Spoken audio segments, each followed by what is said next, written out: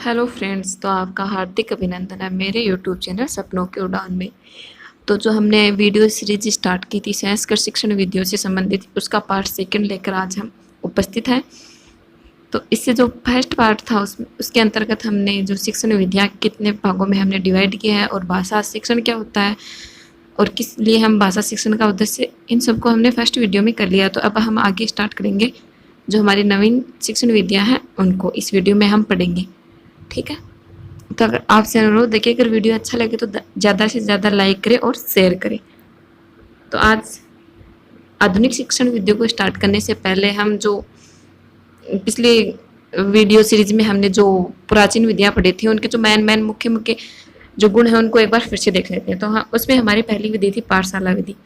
तो पाठशाला विधि क्या विशेषता होती है? मौखिक अभिव्यक्ति सशक्त होती है, श्रवण व भाषण कौशल का विकास होता है, उच्चारण स्थान क्या होता है? शुद्ध होता है। इसका एक दोष भी होता है कि इसमें सिर्फ श्रवण व भाषण कौशल पर अधिक जोर दिया जाता है, जो कि अन्य दो कौशल हैं उन पे ज़्यादा ध्यान नहीं दिया जाता। तो ये क्या है? पाठशाला विधि का दोष भी आगे है हमारे। हमने सेकंड विधि की थी सूत्र विधि। सूत्र विधि में हमने एक सूत्र देखा था कि समुद्र घड़े में समुद्र को भरना, या फिर घटे समुद्र पूर्णम, यानी गागर में सागर भरने से संबंधित है। कौन सी विधि? सूत्र विधि। तो इसका जो मेन गुण है वह क्या है? कनिष्ठ विषयों को याद करने में सुविधा प्रदान करना, यानी जो भी जटिल विषय हैं उनको याद करने में, उनको मतलब बहुत ज़्यादा जटिल है तो उनको हम सूत्र से एक आसानी से याद कर सकते हैं। तो यह क्या है? एक सूत्र विधि का आवश्यक गुण है। इसके बाद में हमने प्राणायाम विधि पढ़ी थी। प्राणायाम विधि में हमने देखा था कि वैदिक मंत्रों का बार बार 4-5 बार क्या किया जाता है? उच्चारण किया जाता है। तो ये किससे संबंधित है? प्राणायाम विधि वैदिक मंत्रों के सहस्वर पाठन से संबंधित है प्राणायाम विधि।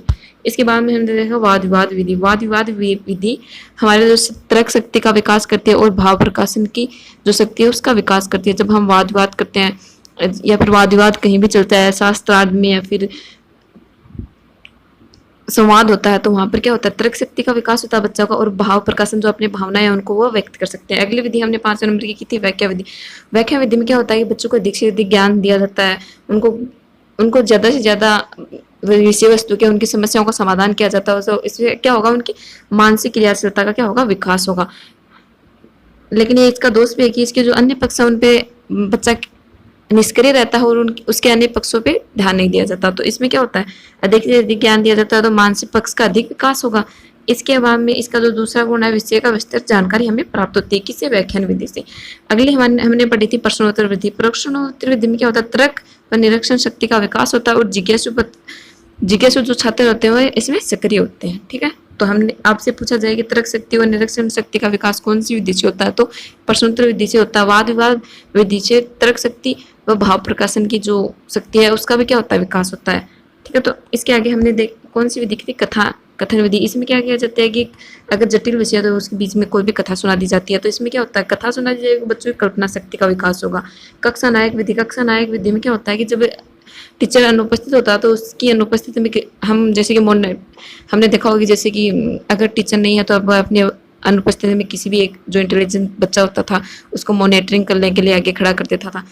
लेकिन इसमें ये नहीं होता, उसको कोई भी इंटेलिजेंट बच्चा होता है उसको पढ़ाने के लिए बोल दिया जाता है, जो कक्षा नायक विधि होती है इसमें। तो इसमें क्या होगा? मेधावी छात्रों को क्या होगा? ज्ञान बढ़ेगा। लेकिन इसका एक दोष भी है कि जो मंद बुद्धि के बालक होंगे उनके लिए अधिक उपयोगी नहीं है। इसमें शिक्षण प्रशिक्षण मिलता है। जब टीचर की अनुपस्थिति में जब बच्चा शिक्षण करवाएगा तो उससे क्या मिलेगा? शिक्षण प्रशिक्षण मिलेगा, आत्मविश्वास बढ़ेगा। अगली विधि हमारी व्याकरण विधि। व्याकरण विधि में जो व्याकरण से संबंधित ज्ञान दिया जाता है बच्चों को। तो व्याकरण विधि का गुण क्या है? शुद्ध लेखन, उच्चारण स्थान का ज्ञान होना। शुद्ध लेखन और उच्चारण स्थान का ज्ञान होना, ध्वनि तत्वों का ज्ञान होना क्या है? व्याकरण विधि का गुण है। इसके बाद में हमने 10वें नंबर की थी व्याकरण अनुवाद विधि, जिसको भंडारकर विधि के भी नाम से जाना जाता है। रामकृष्ण भंडारकर महोदय द्वारा दी गई थी, इसलिए इसको क्या कहा जाता है? भंडारकर विधि भी कहा जाता है। इसका एक गुण व्याकरण व अनुवाद पर बल दिया जाता है। इसमें क्या है? अंग्रेजी को सीधा किस में बदला जाता है? संस्कृत में बदला जाता है। संस्कृत को किस में बदला जाता है? अंग्रेजी में बदला जाता है। तो अंग्रेजी क्या हुई? मातृभाषा या फिर प्राथमिक भाषा, और संस्कृत हमारी क्या होगी? संस्कृत से इसमें नहीं, सॉरी वो मैंने गलत बता दिया। इसमें क्या होता है? संस्कृत से अंग्रेजी में और अंग्रेजी से फिर संस्कृत में ज्ञान दिया जाता है, बच्चे को ट्रांसलेट किया जाता है, अनुवाद किया जाता है इनका। तो हमारी मातृभाषा कौन सी होगी? जो मेन भाषा होगी वह कौन सी होगी? प्राथमिक भाषा कौन सी होगी? संस्कृत होगी। और जो सेकंड भाषा होगी वह कौन सी होगी? अंग्रेजी होगी। तो हमने देखा जो पिछले वीडियो में जो जिनका प्राचीन विधियों का हमने अध्ययन किया था, तो उनको हमने शॉर्ट में थोड़ा जान लिया है।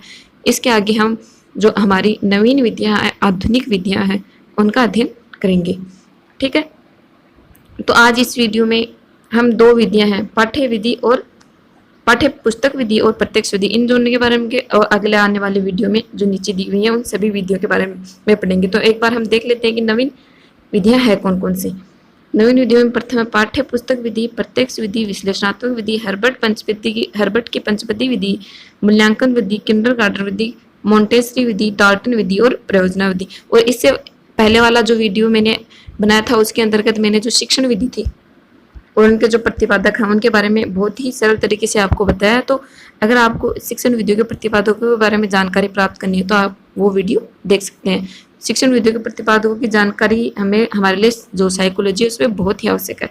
ठीक है, तो हम स्टार्ट करते हैं अपनी पाठ्य पुस्तक विधि। जैसे कि इससे नाम से ही वैसे तो प्रकट हो रहा है कि इसमें क्या होगा, पाठ्य पुस्तकों का हमारा जो अध्ययन होगा उसका सीधा सीधा संबंध किससे होगा, पाठ्य पुस्तक से होगा। प्रत्यक्ष विधि के अंतर्गत क्या होगा, आपको प्रत्यक्ष रूप से आपको वास्तविक रूप से कोई चीज दिखाई जाएगी, वास्तविक रूप से उसका अध्ययन करवाया जाएगा। वह कौन सी विधि होती है, प्रत्यक्ष विधि। और जिसमें पाठ्य पुस्तक का उपयोग किया जाए वह कौन सी विधि है, पाठ्य पुस्तक विधि। इनका आगे हम पाठ्य पुस्तक विधि किस प्रकार से होती है, इसके गुण और दोष क्या है, उनका आगे हम अध्ययन करेंगे। तो हमारी पहली विधि है पाठ्य पुस्तक विधि।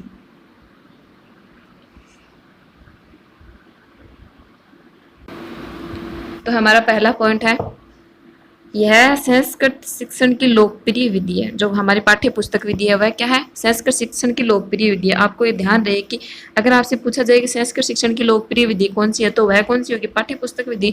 लोकप्रिय यानी सर्वाधिक जो प्रचलित है, सबको सर्वाधिक जो लोगों द्वारा पसंद की जाती है, लोकप्रिय, लोक में जो प्रिय होती है वह कौन सी होगी, पाठ्य पुस्तक विधि। और आपको सर्वश्रेष्ठ विधि पूछी जाए तो वह कौन सी होगी, प्रत्यक्ष विधि होगी। तो इस प्रकार ये ध्यान रहे कि लोकप्रिय विधि पाठ्य पुस्तक विधि और सर्वश्रेष्ठ विधि कौन सी होगी, प्रत्यक्ष विधि, जिसका इससे आगे हम अध्ययन करेंगे। तो हमारा पहला पॉइंट हो गया कि यह शिक्षण की क्या है, लोकप्रिय विधि है संस्कृत शिक्षण की। इसके आगे हम लिखा हुआ है कि इसमें संस्कृत का शिक्षण कक्षा के स्तर के अनुसार बनाएगी पाठ्य पुस्तक पर आधारित होता है। जो पाठ्य पुस्तक विधि होती है उसमें क्या होता है, जिस स्तर का बच्चा होगा, जैसे कि 5वीं, 6ठी, 7वीं, 8वीं, जिस भी स्तर का वह होगा उसके अनुसार उसे बुक प्रोवाइड किए जाएंगे और जो बुक होगी उनको हम क्या कहते हैं, पाठ्य पुस्तक कहते हैं। तो उसके स्तर को, कक्षा के स्तर को ध्यान में रखा। जैसे कि अगर 5वीं क्लास का बच्चा है तो वह उसकी मानसिक योग्यता कितनी है, उसकी उसमें किन शिक्षण विधियों को काम में लेना है, वह कितना समझ सकता है, कितना जान सकता है, उसकी शिक्षण योग्यताएं कितनी है, इन सबको ध्यान में रखकर क्या किया जाएगा, 5वीं की जो बुक होगी उनका निर्माण किया जाएगा। बुक यानी पाठ्य पुस्तकों का निर्माण किया जाएगा। तो आपको पता चल गया कक्षा के स्तर के अनुसार, कैसे कि अगर वह 5 क्लास की हम बुक का, पाठ्य पुस्तक का निर्माण कर रहे हैं तो हम इससे पहले यह जानेंगे कि जो 5 क्लास का बच्चा है उसकी शिक्षण योग्यता कितनी है, उसकी मानसिक स्तर कितना है, वह कितनी चीज़ों को जान के आया है और वह कितनी चीज़ों को जान सकता है। इसके आगे अगर हम 6th क्लास के या फिर 8th क्लास की जो पाठ्य पुस्तक होंगी उनका निर्माण करेंगे तो उसी के लिए भी हम ये जानेंगे कि जो 8th क्लास में बच्चा है उसकी जो मानसिक स्तर कितना है, उसकी शिक्षण की योग्यता कौन सी है और उसमें उसको कौन कौन सी शिक्षण संबंधी जो विधियां हैं उनको काम में लेना है। और इन सब का हम अध्ययन करके ही उसका क्या करेंगे, पाठ्य पुस्तक का निर्माण करेंगे। तो ये इसकी बहुत ही इंपॉर्टेंट विशेषता है कि कक्षा के स्तर के अनुसार पाठ्य पुस्तकों का निर्माण किया जाता है। जो बच्चे का स्तर होगा उसी के अनुसार हम क्या करेंगे, पाठ्य पुस्तक का निर्माण करेंगे। आपने देखा भी होगा 6ठी क्लास की अलग बुक होती है, 7वीं क्लास की अलग बुक होती है, 8वीं की अलग होगी, पहली क्लास की अलग बुक होती है। वो किसके अनुसार होती है, बच्चे के स्तर के अनुसार होगी। ठीक है, तो अगला हमारा पॉइंट है 3 नंबर का, इसके प्रवर्तक कौन है। आपको पूछा जा सकता है कि जो हमारी पाठ्य पुस्तक विधि है उनके प्रवर्तक कौन है, वेस्ट महोदय हैं। इस विधि के अंतर्गत किया जाने वाला शिक्षण कार्य का केंद्र बिंदु क्या होता है, पाठ्य पुस्तक होता है। आपको एक बात ध्यान में रहे, हम साइकोलॉजी में पढ़ते हैं तो हम देखते हैं कि किसी भी चीज का केंद्र बिंदु होता है वह कौन होता है, बालक होता है। लेकिन अगर आपको संस्कृत से संबंधित पाठ्य पुस्तक विधि जहां पर भी दिखाई देगी तो आपको ये ध्यान रहे कि वहां पर जो केंद्र बिंदु है वह किसको रखा जाएगा, पाठ्य पुस्तक को रखा जाएगा। ठीक है, तो ये मेन पॉइंट है क्योंकि हम साइकोलॉजी में बहुत सी जगह से देखते हैं कि जो मुख्य बिंदु होता है वह बालक होता है। तो इसलिए हमारे ये ध्यान में रह जाता है कि जो जो मुख्य बिंदु होगा, जो इम्पोर्टेंट होगा वह क्या होगा, केंद्र बिंदु होगा वह क्या होगा, बालक होगा। लेकिन जो पाठ्य पुस्तक विधि होती है उसका जो केंद्र बिंदु होगा वह क्या होगी, पाठ्य पुस्तक विधि होगी। ठीक है, तो ये आपको ध्यान में रहे। अगला पॉइंट हमारा गद्य पद्य व्याकरण पाठ का शिक्षण पाठ्य पुस्तक के अनुसार ही करवाया जाता है। व्याकरण का ज्ञान प्रसंग आने पर दिया जाता है। आपने बुकों में देखा, आपने पाठ्य पुस्तकों में देखा होगा कि व्याकरण का ज्ञान कब दिया जाएगा, जब उसका प्रसंग आएगा तभी उसका ज्ञान दिया जाए। तो ये इसका दोष भी है कि व्याकरण का ज्ञान अलग से नहीं दिया जाता। जब पाठ में किसी भी टॉपिक को आपको बताना होता है व्याकरण से संबंधित, अगर वह उसकी वहां पे चर्चा हुई है तो अध्यापक आपको उसके बारे में बता देगा, अन्यथा नहीं बताएगा। ठीक है, तो हमने देख लिया कि इसके गुण कौन कौन से। यह सबसे लोकप्रिय विधि है। कक्षा के अनुसार पाठ्य पुस्तकों का निर्माण किया जाता है। वेस्ट महोदय इसके प्रतिपादक है और इसके अंतर्गत केंद्र बिंदु क्या होता है, पाठ्य पुस्तकें होती हैं और जो व्याकरण का ज्ञान हमें अलग से नहीं करवाया जाता। तो हमारा अगला पॉइंट है पाठ्य पुस्तक विधि के मुख्य उद्देश्य। तो मुख्य उद्देश्य में है यह विधि पुस्तकों का मुख्य उद्देश्य यह है कि इन पुस्तकों का अध्ययन करके विद्यार्थी शिक्षक की सहायता के बिना भी स्वतंत्र रूप से संस्कृत का ज्ञान प्राप्त कर सकता है। अब आप देख सकते हैं कि जैसे कि पाठ्य पुस्तक है उसमें सारी जो विषय वस्तु होती है, जो उसका प्रस्तावना होती है, जो अलग अलग उसके पॉइंट होते हैं वो उसमें लिखे रहते हैं। तो अगर बच्चा विवेकशील है, अगर वह प्रतिभाशाली बालक है तो वह बिना शिक्षक की सहायता से भी अपना अध्ययन स्वयं कर सकता है। तो ये एक बहुत ही मतलब इसकी जो विशेषता, अच्छी विशेषता यह है कि इसमें अगर शिक्षक अनुपस्थित है तो भी छात्र क्या कर सकता है, अपने अध्ययन को लगातार बनाए रख सकता है। तो हमने देखा कि शिक्षक की अनुपस्थिति में छात्र स्वतंत्र रूप से अपना ज्ञान ग्रहण कर सकता है। अगला हमारा उद्देश्य क्या होगा, छात्र शिक्षक की अनुपस्थिति में भी अध्ययन कर सकते हैं, अभ्यास कर सकते हैं, जिससे छात्र में स्वावलंबन की भावना का विकास होता है। अगर शिक्षक अनुपस्थित है तो छात्र जो पाठ्य पुस्तक में जो लिखा हुआ है उसके अनुसार क्या कर सकते हैं, अभ्यास कर सकते हैं और स्वयं अध्ययन करेंगे तो उसमें स्वावलंबन का विकास होगा, स्वयं अध्ययन की प्रवृत्ति का विकास होगा और जितना अधिक वह स्वयं अध्ययन करेगा उसकी सोचने की जो क्षमता का विकास भी उतना ही अधिक होगा। तो इस पहले हमने देखा कि जो पाठ्य पुस्तक विधि है उसमें स्वतंत्र रूप से छात्र अपना अध्ययन कर सकता है पाठ्य पुस्तकों के माध्यम से, और दूसरा हमने देखा कि उसमें स्वावलंबन की भावना या फिर स्व अध्ययन की भावना का विकास होता है। तीसरा है इसमें मातृभाषा के द्वारा नवीन शब्दों का अर्थ बताया जाता है। इसमें क्या किया जाता है, मातृभाषा के द्वारा नवीन जो शब्द है उनका अर्थ बताया जाता है। हमारा चौथा पॉइंट है कि इसमें क्रमशः यानी सबसे पहले इसमें वर्णमाला ज्ञान करवाया जाता है। पाठ्य पुस्तक विधि में हम देख सकते हैं, अगर हम कक्षा को स्तर के अनुसार भी हम देखें तो हम देख सकते हैं कि जो हम प्राथमिक जो क्लासेज होती हैं, जैसे कि पहली क्लास है तो पहली क्लास में हमें वर्णमाला से संबंधित जो बुक होती है हमारी वो वर्णमाला से संबंधित होती हैं, और जो द्वितीय क्लास होगी उनमें छोटे छोटे शब्दों से लेकर होंगी। इस प्रकार से हमारी जो स्तर है वो बुक पाठ्य पुस्तकों का स्तर बढ़ा दिया जाता है। तो इसमें क्या होता है, सबसे पहले वर्णमाला सिखाई जाती है, फिर छोटे छोटे शब्द सिखाए जाते हैं, उसके बाद में वाक्य सिखाया जाता है, उसके बाद में अनुच्छेदों का ज्ञान करवाया जाता है। तो आपसे ये पूछा भी जा सकता है कि पाठ्य पुस्तक विधि है उसमें जो सिखाने का क्रम होता है वह क्या होता है। तो सबसे पहले क्या होगा, वर्णमाला का ज्ञान दिया जाएगा, उसके बाद में छोटे छोटे शब्दों का ज्ञान दिया जाएगा, उसके बाद में वाक्य और उसके बाद में अनुच्छेदों का ज्ञान दिएगा। इसमें क्या होता है, वाचन कौशल पर अधिक बल दिया जाता है। पाठ्य पुस्तक है तो उसमें सब कुछ लिखा हुआ होगा, तो इसमें क्या होगा, वाचन कौशल पर अधिक, पढ़ने पर ज्यादा बल दिया जाएगा। इसका ये दोष भी है, जो इसके जो अन्य जो पक्ष है उन पर इस पर कम ध्यान दिया जाता है। तो इसके जो दोष है या फिर गुण है वो इसके आगे हम पढ़ेंगे। तो आपको पता चल गया पाठ्य पुस्तक विधि क्या है।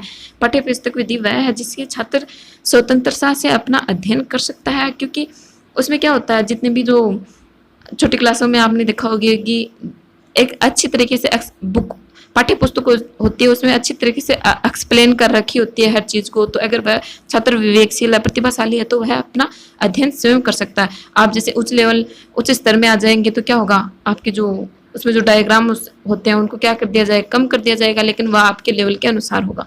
तो हमने देखा कि पाठ्य पुस्तक विधि के जो उद्देश्य है हमारे बहुत ही एग्जामों में कई बार पूछ लिए जाते हैं, तो इनको आपको ध्यान रखना आवश्यक। तो अब आगे हम देखते हैं पाठ्य पुस्तक विधि के गुण।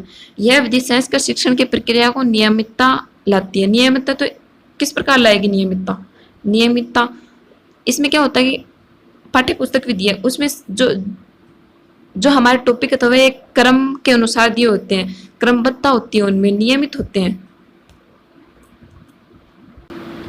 इसमें क्या होता है, नियमबद्ध रूप से जो पाठ होते हैं वो लिखे होते हैं, जैसे पहला पाठ है, दूसरा पाठ है, तीसरा पाठ है। इनको किस क्रम में लिखा जाता है, इनको इस क्रम में लिखा जाता है कि पहले हमें बच्चे को ये पढ़ाना है, जो और उसके बाद बच्चे को हमें ये पढ़ाना है और उसके बाद बच्चे को हमें ये पढ़ाना है। इसमें ये नहीं होता कि जो पहले को बच्चे को हार्ड चीज़ पढ़ाई जाए, उसके बाद में बच्चे को सरल चीज़ पढ़ाई जाए। इसमें जो हमारे पाठ होते हैं वह एक नियम या फिर नियमितता से बने होते हैं। जैसे कि पहले बच्चे को सरल चीज़ें बताई जाए और दूसरा पाठ होगा वह पहले पाठ से रिलेटेड होगा और उससे उसके ज्ञान में थोड़ी क्या होगी, वृद्धि होगी। तो इस प्रकार से हमारे जो पाठ होते हैं वो नियमित और नियमबद्ध रूप से होते हैं और उद्देश्यनिष्ठ होते हैं। उद्देश्यनिष्ठ किस प्रकार से, जो हमने उद्देश्य निर्धारित किया, जैसे कि पहले पाठ में हमने ये उद्देश्य निर्धारित किया तो हमें ये पता होता है कि हाँ ये जो उद्देश्य हमारा ये कंप्लीट हो चुका है। जैसे कि 5 क्लास का बच्चा है तो पाठ्य पुस्तक का निर्माण करने से पहले हमें ये पता होता है कि बच्चे में इतनी समझ है, इतना उसका मानसिक स्तर है, इसके अनुसार हमें क्या करना है, पाठ्य पुस्तक का निर्माण करना है। तो इसमें क्या होती है कि नियमबद्धता, एक तो नियमबद्धता होती है, अब नियमितता होती है और क्रमबद्धता होती है। एक निश्चित क्रम होता है जिसके अनुसार बच्चे को पढ़ाया जाता है, सरल से कठिन की ओर पढ़ाया जाता है। इसमें इसका ये भी एक गुण है कि इसके अंतर्गत न तो शिक्षक है वो है अपनी दिशा को भटकता है और न ही छात्र अपनी दिशा भटकता है, क्योंकि इसमें जो प्रत्येक टॉपिक है वह लिखा होता है, क्रमबद्ध तरीके से लिखा होता है। तो इसमें शिक्षक और छात्र अपनी दिशाएं नहीं भटकते हैं। और उद्देश्य निश्चित शिक्षण है, पाठ्य पुस्तक का सबसे जो मेन गुण है वह यही है कि इसमें क्रमबद्धता या फिर नियमितता या फिर उद्देश्य निष्ठता होती है। ठीक है, तो अगला हमारा इसका गुण है छात्रों को शुद्ध उच्चारण के अभ्यास का अवसर मिलता है। छात्रों जब वस्तुएं जो भी पाठ्य पुस्तक है हमारी उसमें सभी विषय वस्तु लिखी हुई होंगी तो उसे क्या मिलेगा, शुद्ध उच्चारण का अवसर मिलेगा। आगे संस्कृत विषय के प्रति अनुराग उत्पन्न करने में यह सरल विधि है। संस्कृत विषय के प्रति अनुराग उत्पन्न करने में यह सर्वोत्तम विधि है। किस प्रकार से, जिस प्रकार से अगर आप संस्कृत की जो पाठ्य पुस्तक है उसमें संस्कृत से संबंधित सारी जो विषय वस्तु है वो लिखी हुई है तो वह बार बार उनका अध्ययन करेगा तो उसके प्रति उसका क्या होगा, लगाव उत्पन्न होगा, उसका अनुराग उत्पन्न होगा। ठीक है, और इसमें स्वाध्याय की प्रकृति का विकास होता है। स्वाध्याय की प्रकृति का बच्चा जब बार बार उसका अध्ययन करेगा, पाठ्य पुस्तक वह बिना शिक्षक की सहायता से पढ़ेगा, अध्ययन करेगा पाठ्य पुस्तक का, तो वह इसमें किसकी प्रवृत्ति का विकास होगा, स्वाध्याय की प्रवृत्ति का विकास होगा।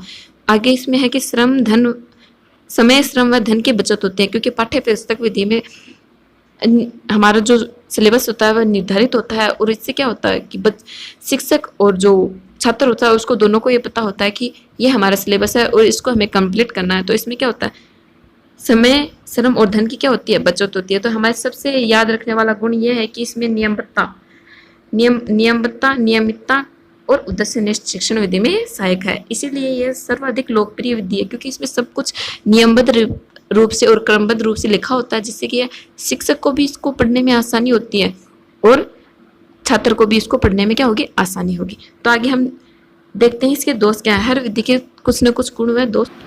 तो अब है शिक्षण विधियों के दोष।